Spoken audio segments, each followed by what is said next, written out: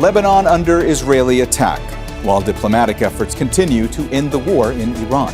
And with Israel escalating attacks on Hezbollah, Tehran wants any peace deal to cover both conflicts. So, why is Iran making Lebanon a central issue in its own war? This is Inside Story.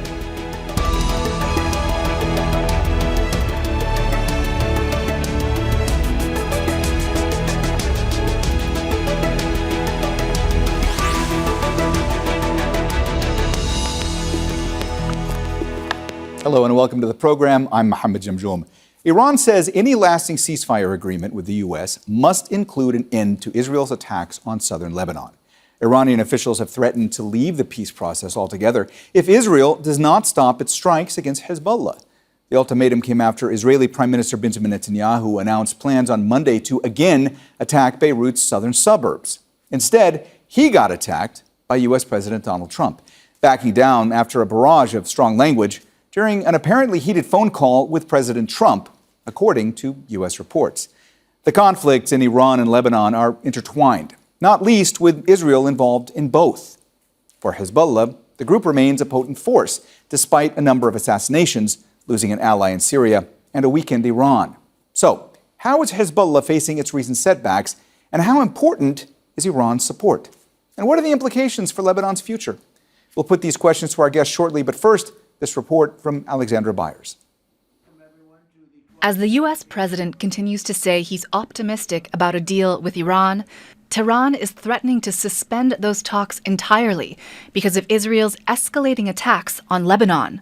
On Monday, multiple posts by multiple officials. The Iranian Speaker of Parliament emphasized that if Israel continues to attack Lebanon, Iran will not only halt the dialogue process, it will stand firmly against Israel. And the Iranian foreign minister said, the ceasefire between Iran and the U.S. is unequivocally a ceasefire on all fronts, including in Lebanon. Its violation on one front is a violation of the ceasefire on all fronts. The U.S. has been trying to separate the war between Israel and Hezbollah in Lebanon from that with Iran. But there's no separating the two. Lebanon was drawn into the war when Hezbollah launched renewed strikes on Israel at the beginning of March. Retaliation, it said, for the U.S.-Israeli strike that killed the Iranian supreme leader. This war was imposed on us. This war was not chosen by Lebanon. Hezbollah has been a dominant force in Lebanon for decades. It's a political and armed movement backed by Iran, operating as both a political party and a military force. Many people say it acts as a state within a state. It was founded in 1982 in response to the Israeli invasion of Lebanon and in coordination with Iran's IRGC. It fought a prolonged conflict with Israel and declared victory in 2000 after Israeli forces withdrew from southern Lebanon. But fighting has continued to flare up, including a 5-week war in 2006 and a campaign of rocket attacks after Israel launched its genocide in Gaza in 2023. Israel considers Hezbollah an immediate threat that must be disarmed. It's using that to justify its deepening invasion of southern Lebanon. Israel and Lebanon reached a ceasefire in mid-April, with Washington sponsoring talks. But Israel is continuing a near-daily campaign of strikes and widespread demolitions of towns and villages, seizing the most territory in Lebanon in nearly 3 decades, killing more than 3,000 people, and forcing 1.2 million others from their homes since March. But Hezbollah's attacks have continued too, and Lebanon's prime minister says the group is being commanded by Iran. Those who launched drones to Cyprus, was that Hezbollah? No. That was the Revolutionary Guard, which is present and unfortunately is managing the military operation in Lebanon. The UN Security Council held an emergency session on Lebanon on Monday, where the Lebanese ambassador urged the council to condemn Israel's invasion and occupation. But the United States put the blame on Iran instead. The path is clear.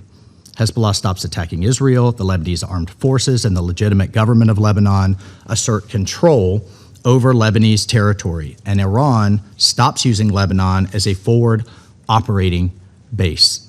And the Lebanese people, who have suffered for far too long, finally get a chance to rebuild a country that belongs to them, not Hezbollah, not its thug leadership, and certainly not to Tehran. The path may be clear, but whether the Lebanese government has the power to do so remains unclear. It had already agreed to disarm Hezbollah and ban the group's military activities to apparently no effect. Alexandra Byers, Al Jazeera for Inside Story. All right, let's go ahead and bring in our guests in Beirut. We have Naim Salem, professor of political science at the Lebanese Army Military Academy. In Ottawa, we're joined by Marzie Khalilian, a political analyst and academic researcher. And in Athens, Nicholas Noe, editor-in-chief of the Beirut-based news service MideastWire.com. A warm welcome to you all, and thanks so much for joining us today on Inside Story. Professor Salem, let me start with you today. Let me ask you first why Iran is making Lebanon such a central issue in its own war. For two reasons. Lebanon is the primary target, or has been the primary target of Israel, in addition to Gaza over the past few years. And two, Hezbollah is the closest ideological ally of Iran in the Arab world and in the region. And three, Hezbollah has lent a lot of support and backing morally and politically to Iran over the past decades. While in turn, Iran has not been always steadfast on the side of Hezbollah. And the last example of that was last April 8th, when a ceasefire agreement was signed between the United States through Pakistan in Islamabad and Iran for a ceasefire. The following day, Israel launched a brutal, barbaric attacks on Lebanon, killing more than 1,200 civilian or injuring them, 350 killed, and more than 1,000 or not, between 900 and 1,000 injured, and mostly civilian. While Iran was expected to counterattack or strike back against Israel, because it is the power in the region which possesses long-range missiles, cruise missiles, all kinds of effective weapons which could deter Israel, but it did not do so for Hezbollah or for Lebanon. And the situation is still on the same trend since April 8th up till now.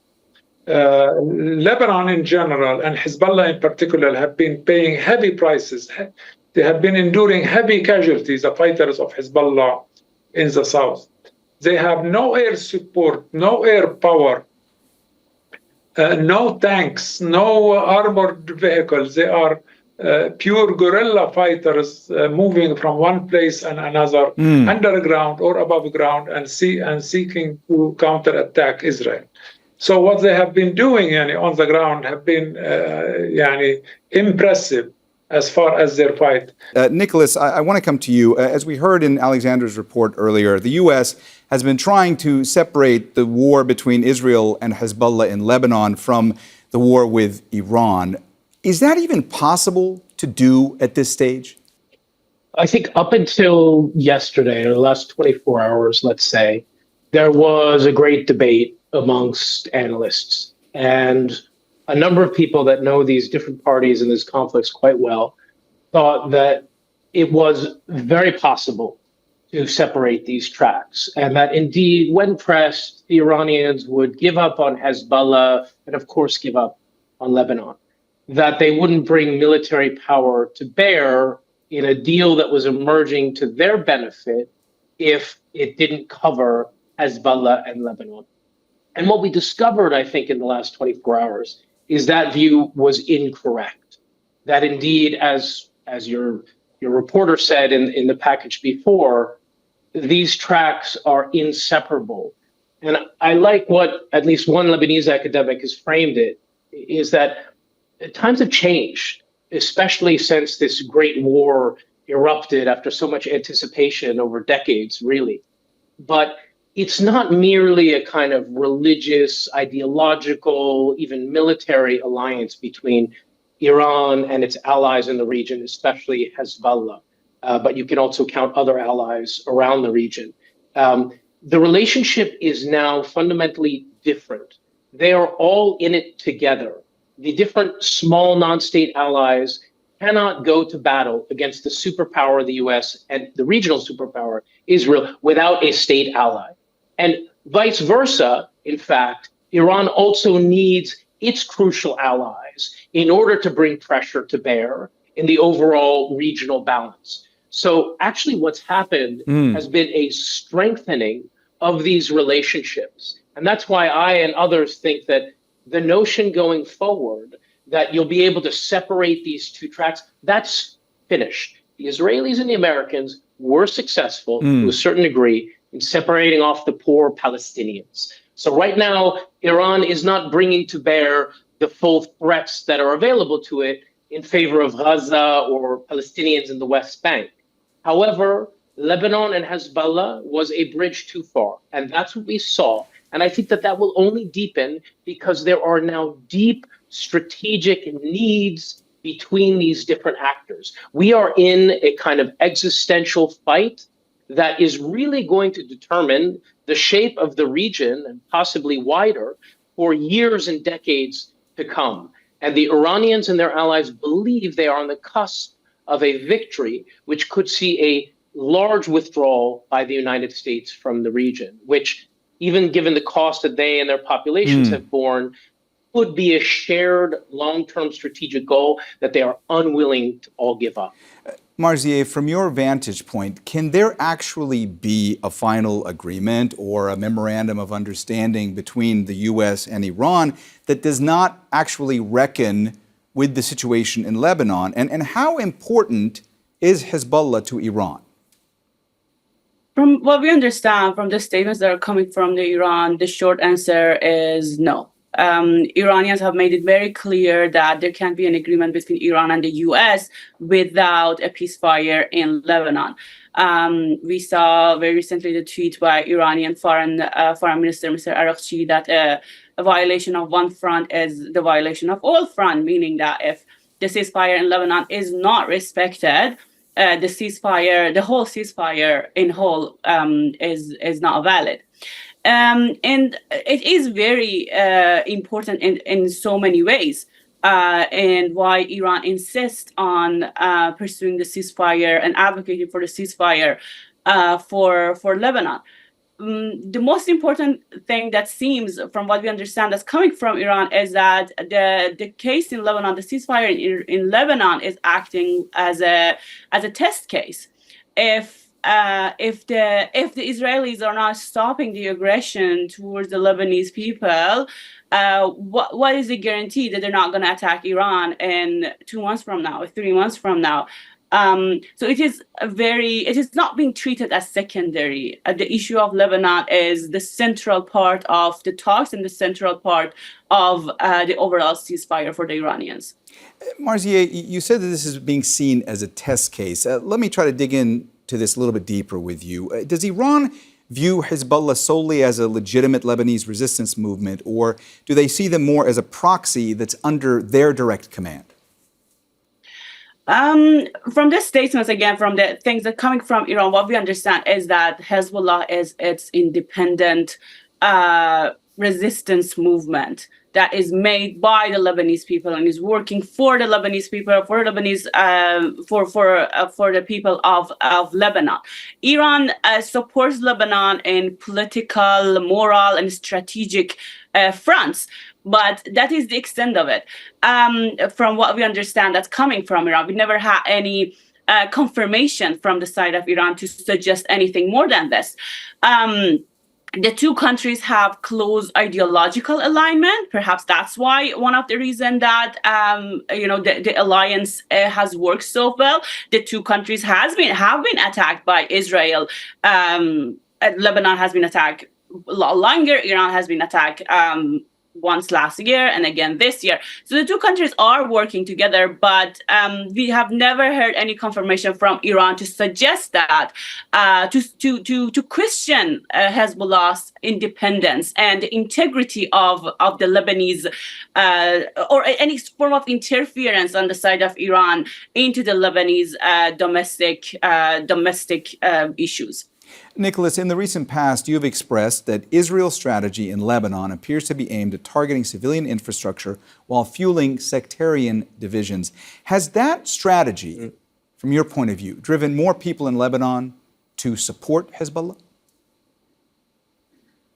Well, I wouldn't want to speak on behalf of Lebanese, and I think that, there's been some recent polling, some surprising suggestions that, a lot of Lebanese want to see Hezbollah disarmed, but don't necessarily want to go through the different processes to that endpoint. But I think what we can be sure about is you have in Israel's actions, and I think not just in Lebanon, but in a much wider swath of the Middle East and the world, frankly, they are creating, in fact, as Donald Trump reportedly said just the other evening, they are creating more hatred and more enemies than ever before.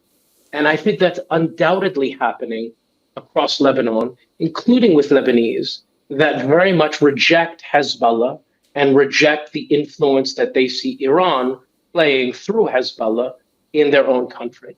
So I think that that's actually the key message. And it's something that the Israelis, decade after decade, have never accepted, even as they've built up the ferocity and damage that they do to what they call supportive civilian populations and infrastructure, which has now reached, of course, a genocidal limit or genocidal level in Palestine and Gaza. But each time, this just creates more better determined enemies against Israel. I do want to clarify, though, that does not translate into support necessarily for Hezbollah.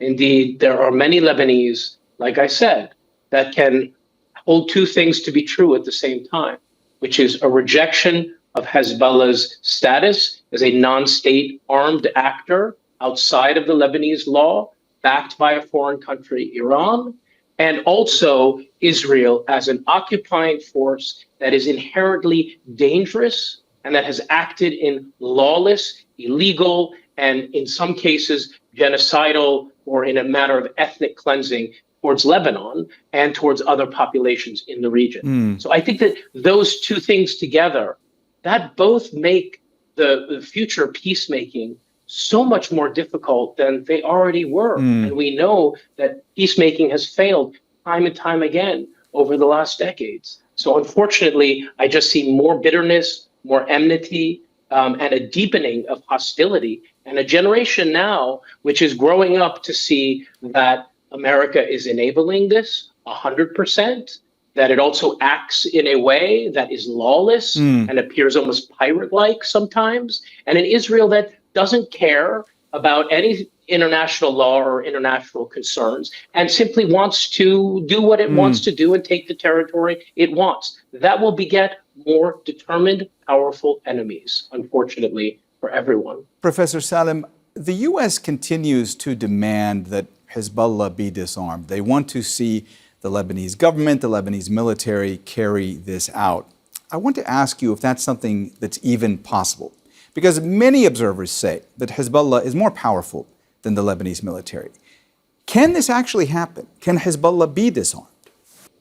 I don't think that the Lebanese government will be able to disarm Hezbollah, because the capabilities, the military capabilities of the Lebanese army are very limited. The Lebanese army has been prevented for a long time from acquiring modern weapons to defend Lebanon by land, by sea, or by air. And therefore, Hezbollah came in the first place decades ago to fill that void of power which is lacking by the Lebanese government. and which continues still the present. Yani the Lebanese government cannot say, we want to be the sole military and security power in the country, particularly if they cannot defend the country against, especially against Israel. And this is a weak argument for the Lebanese government.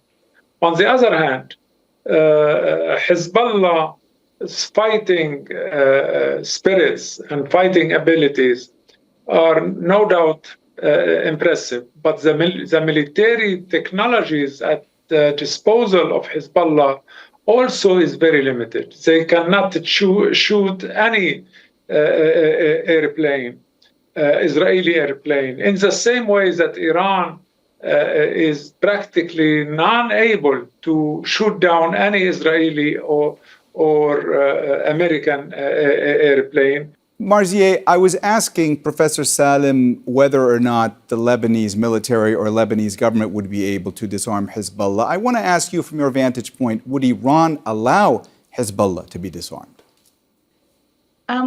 What we see from Iran is that the decision for Hezbollah to be disarmed or not does not lie on the side of the Iranians. It's a decision that is purely needs to be made by the Lebanese people, by Hezbollah, by the Lebanese government.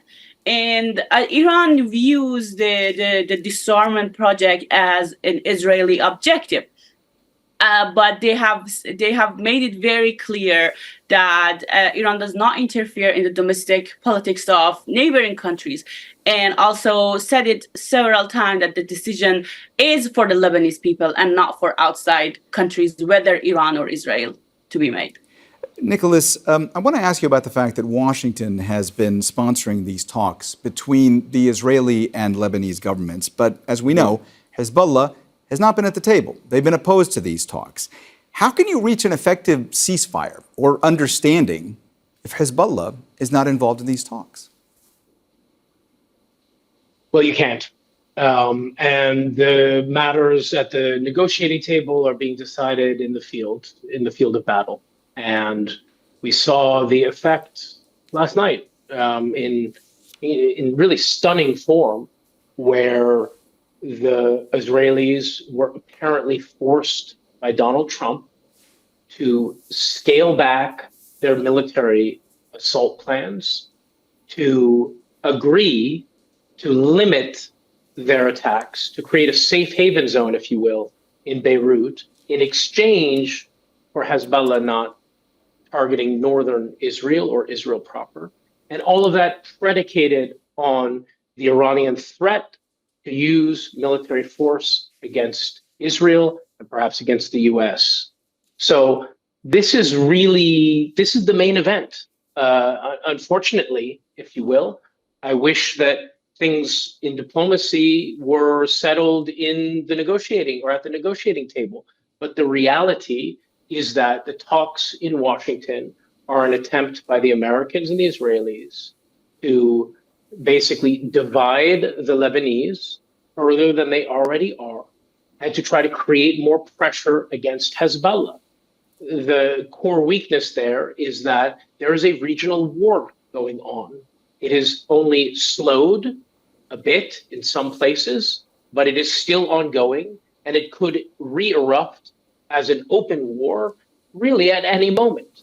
And that is where the actual, unfortunately, the actual force behind any agreement, any full ceasefire, or any limitation of where Israel or Hezbollah or Iran or America can attack or not attack, that's where this is being decided. It should not have come to this. But remember, it's been decades of the destruction of international law, the destruction of the UN's remit, not only by authoritarians, monarchs, and dictators, but also by the United States and its allies, most notably in the 2002 Iraq War and the illegal invasion of Iraq. But it's a long story. So this is where we're at now. This is Donald Trump's law of the jungle, the end of international humanitarian law and international law. And this is what everyone gets, is a test of wills and a test of military strength. And that is what is going to determine, unfortunately, for the people of Lebanon as a whole, the people of the region, that's what's going to determine the war and peace trajectory in the coming weeks, months, and years. Marzie, it was just in the last year and a half that many analysts thought that Hezbollah had been very much diminished. Some were even saying they had essentially been defeated. I want to ask you how Hezbollah has been able to come back from recent setbacks, and how key was Iran's backing in doing that? Well, again, Hezbollah is a Lebanese group. I think that is a question that should be directed at, analysts specializing on Lebanon. Iran has said it several times that the support of the Hezbollah is political, moral, and strategic. The two countries, Hezbollah and Iran have at times they have a mutual aggressor. They have Israel attacking both Lebanon and both Iran. But to assume that Hezbollah is fully backed by Iran, when the reports from Iran are all suggesting otherwise, it makes it a little bit difficult. We have reports from the Americans, from the Israelis suggesting otherwise. But what we're seeing from Iran is that the weapons that Lebanon is using are from Lebanon, are from Hezbollah, and that Hezbollah is a Lebanese group. It is not an Iranian group. It does not work under command of the Iranians, and it is working for the interest of the Lebanese people. All right. Well, we've run out of time, so we're going to have to leave the conversation there. Thanks so much to our guests, Naim Salem, Marzie Khalilian, and Nicholas Noe. And thank you, too, for watching. You can see the program again anytime by visiting our website. That's aljazeera.com. And for further discussion, go to our Facebook page. That's facebook.com/AJ Inside Story. You can also join the conversation on X. Our handle is @AJ Inside Story. For now, that's it for me, Mohammed Jamjoom, and the whole team here. Al Jazeera's coverage continues in just a moment. Stay tuned.